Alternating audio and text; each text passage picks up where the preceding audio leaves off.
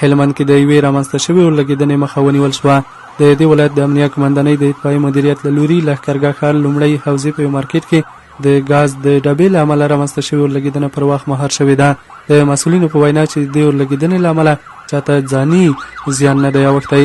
د هلمند ولایت د امنیه قمندانۍ د اطفایي مدیریت عملیاتي امیر وایي د اورلګیدنې له امله د 20,000 افغانیو په مقدار خلکو ته زیان اوښتی او د 10 میلیون افغانیو د زیان اوښتو مخنیوی کړی دی. د هلمند ولایت د امنیه قمندانۍ د اطفایي مدیریت ته چې کله اطلاع راغله چې د اول حوزې په ساحه کې مارکیټ کې اورلګیدنه رامنځته شوې ده، موږ بس فوراً حرکت وکړو په هغه ساحه باندې اول حوزې ته کله چې رالو اورلګیدنه جریان یې درلودی.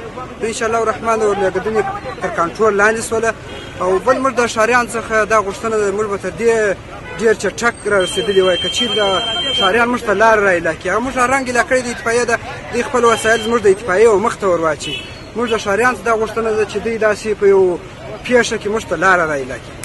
په ورته مهال د پیښې عیني شاهد وایي د دې مارکیټ په یو اتاق کې د ګازو ډبه د نه پاملرنې له امله چالانده پاتې شوې وه چې له امله یې اورلګیدنه رامنځته شوه. نوموړی د دې ولایت د اطفایي مدیریت له مسؤلینو مننه کوي چې د پیښې د مخنیوي په برخه کې چټک ګامونه پورته کړل.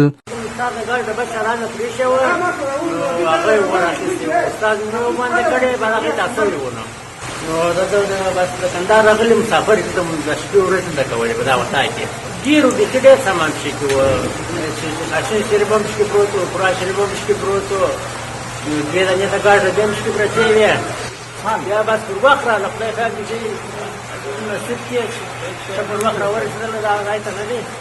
بل لوري په دې مارکیټ کې استوګن پر هیوادوالو غږ کوي چې غازي او برقي سیستمونو ته د خلک خپل پاملرنه زیاته کړي ترڅو له دې ډول پیښو څخه خوندي پاتې شي. راغلی هلمند مارکیټ کې مو اتاق ده او دا اوس چې ورخیسته ده زموږ د همسایه ملګري اتاق ده د بېاحتیاطۍ له وجې نه چې بخارۍ خلاص پرېښوله او دی تللی و اتاق کې اورلګېدنه رامنځته شوه. ولاد موږ په خلکو باندې دا غواړو چې ماشومان سره احتیاط وکړي، بخارۍ سره له برق سره دغه شیانو سره ماشومان ته لاس کې ور نه کړي ځکه چې دا رقم اورلګېدنه رامنځته کېږي او دا غټ خطرونه لري.